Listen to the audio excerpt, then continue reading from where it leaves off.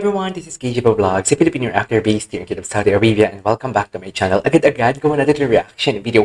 Ang interview, or hindi ito siya full actually, pero ito rin yung mga, alam mo yung may mga importante tayong nakukuha dito, na mga chismis, should I say, sa Fast Talk with Boy Abunda together with Alden Richards. So without further ado, let's all watch this.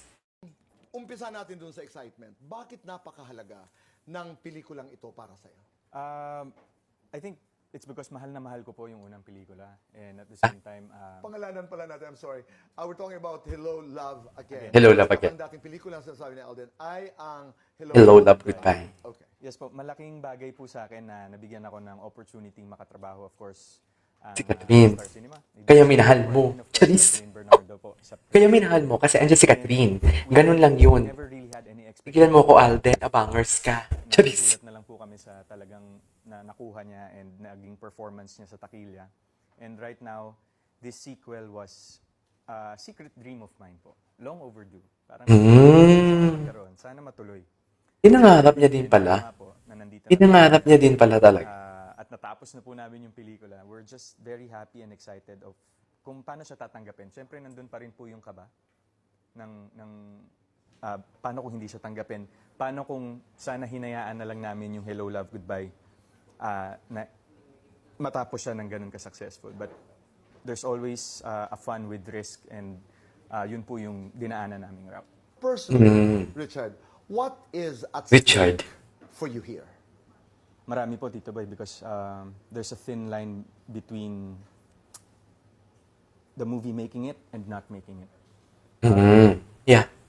Yun nga po, going back to what I've mentioned, paano kung hindi siya mag-perform the same as the first movie? But we really have high hopes. And we can only do so much regarding po sa promo and saying good things about the film, but it's really up to the audience how will they take it.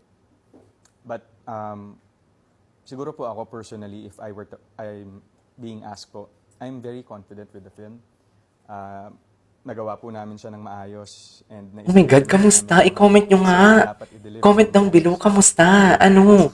Maganda ba? Sa tao na lang po, audience, on how will they take this film if it's worth it. Pero Richard, that's brave to say.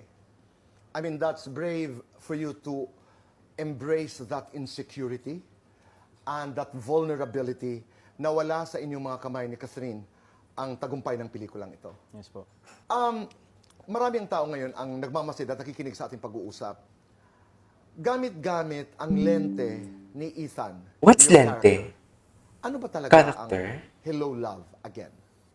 Of course, marami pong nakapanood ng love story ni Joy and Ethan during the first part of the film. Pero the question is, what happened? The circumstance changed them a lot, Dito Boy.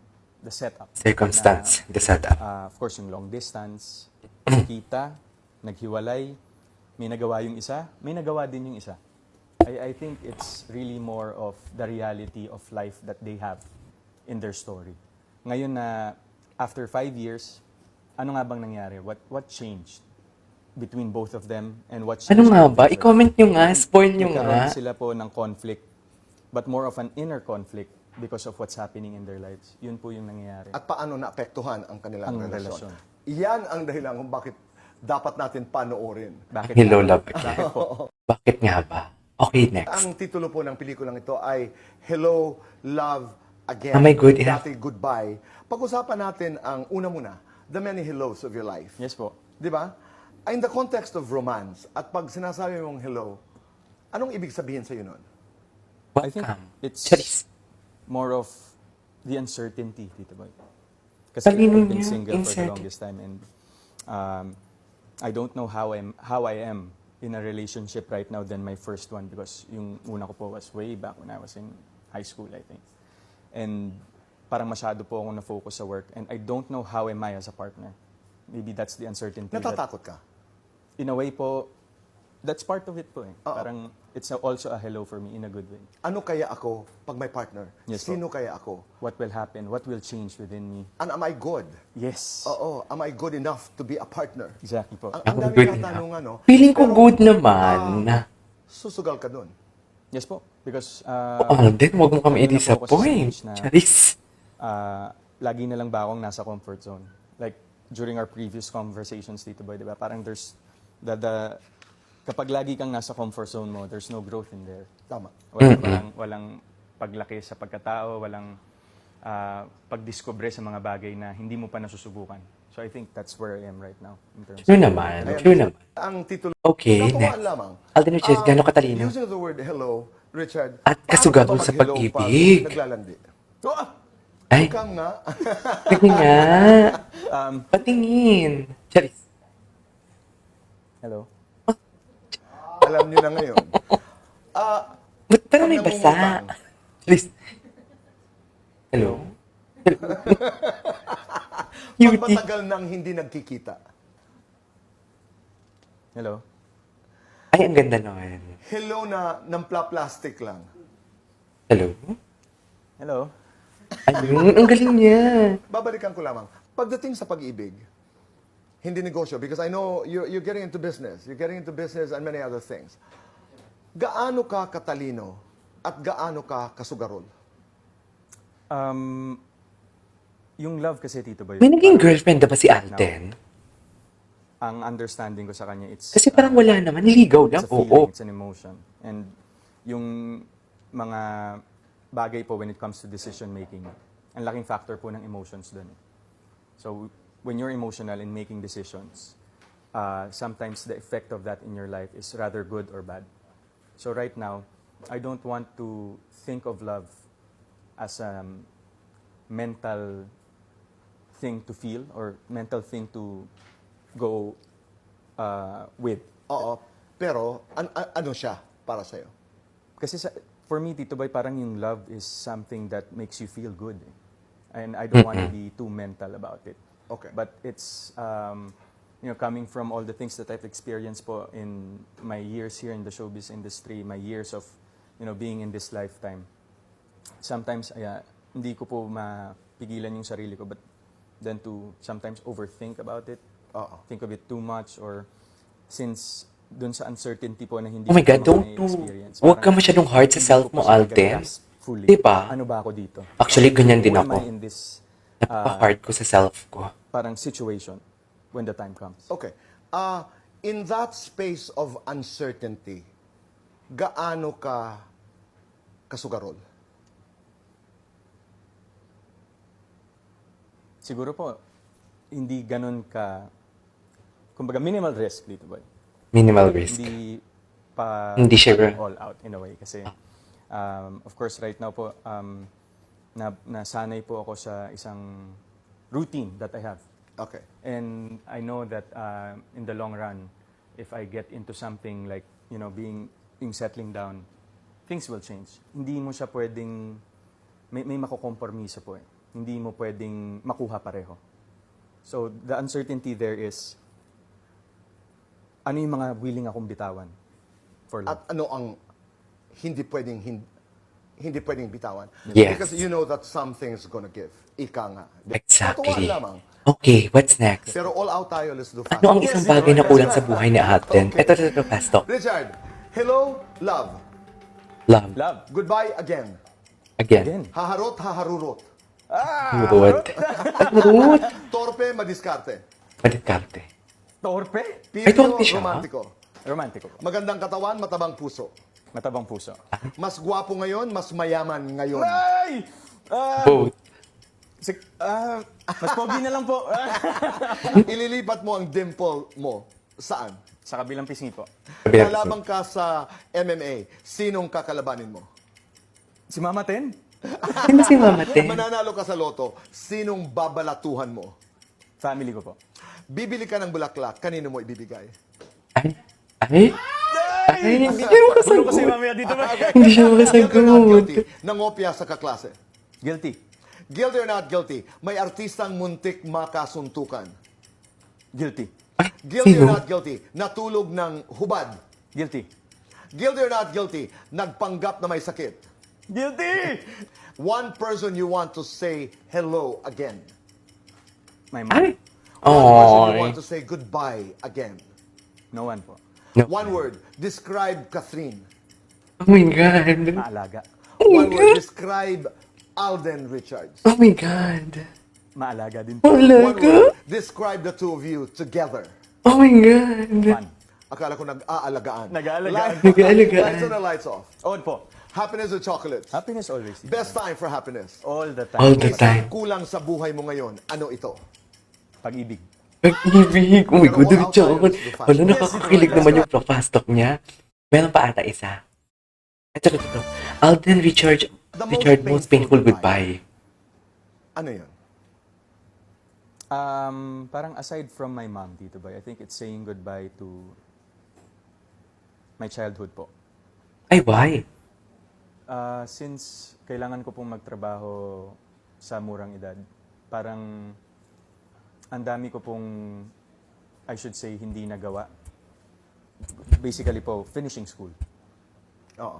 Yung, parang yun po yung isa sa mga sinakripisyo ko na, hindi ko po siya pinagsisisihan though, but I think, going back to it right now, I think that's one of the things na gusto kong magawa, na hindi ko po nagawa because I had to do things first for security po ng pamilya.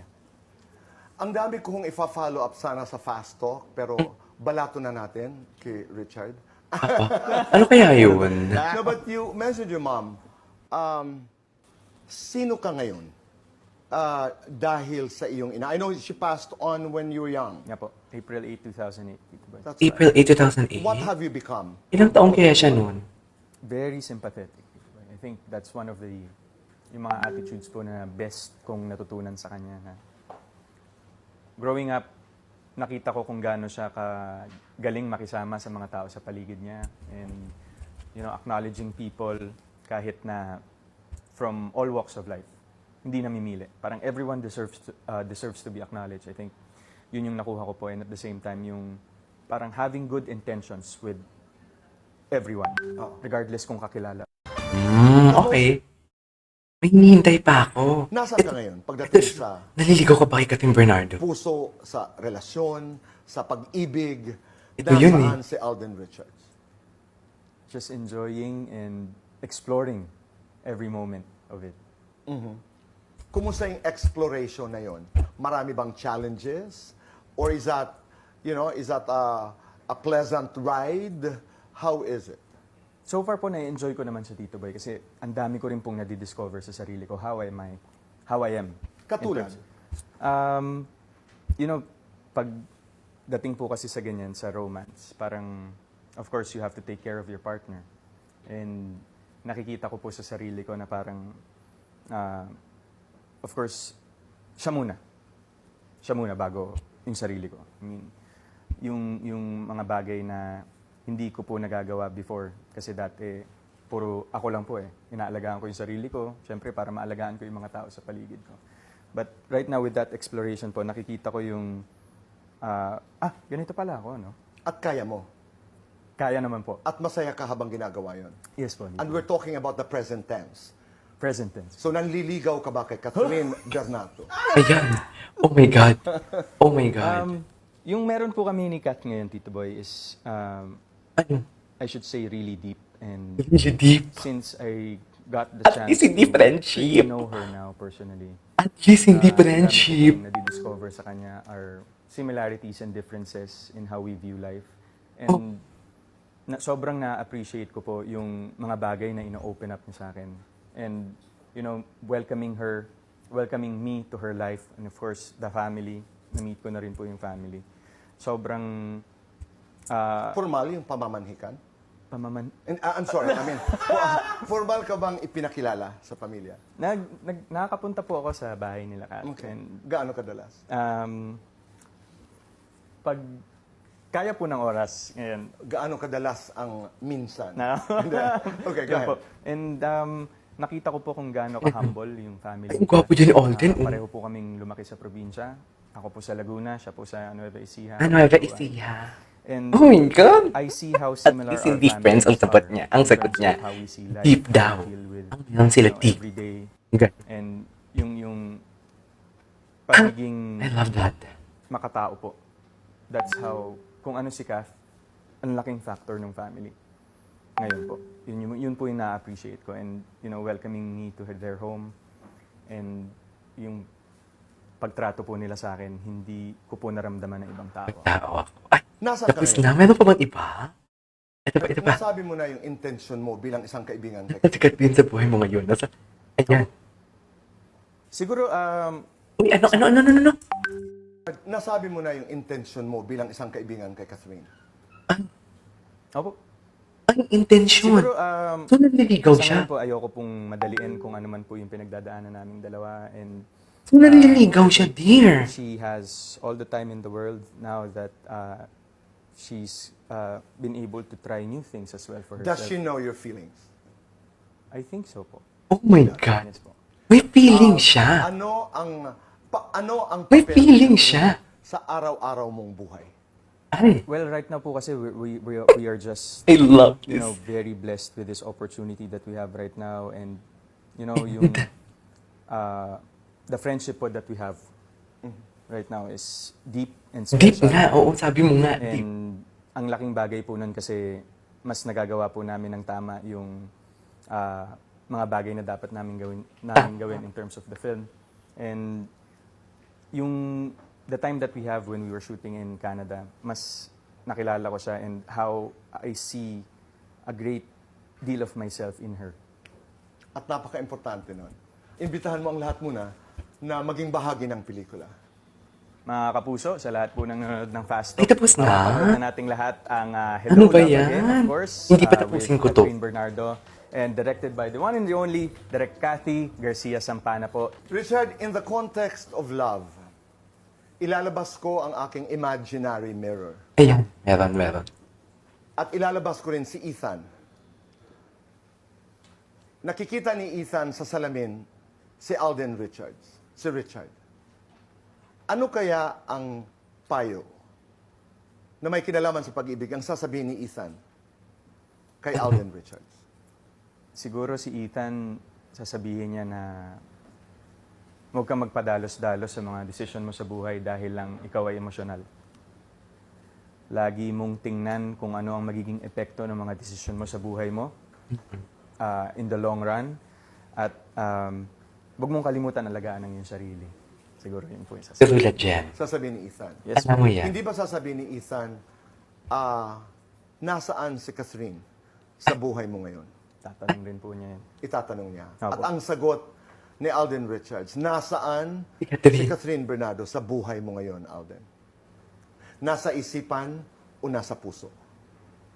Siyempre po, nasa pareho dito. Ay!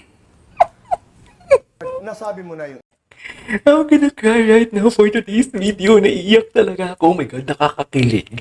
Sa totoo lang, alam mo meron talaga. This is KJ Vlogs and see you in my next vlog. Bye!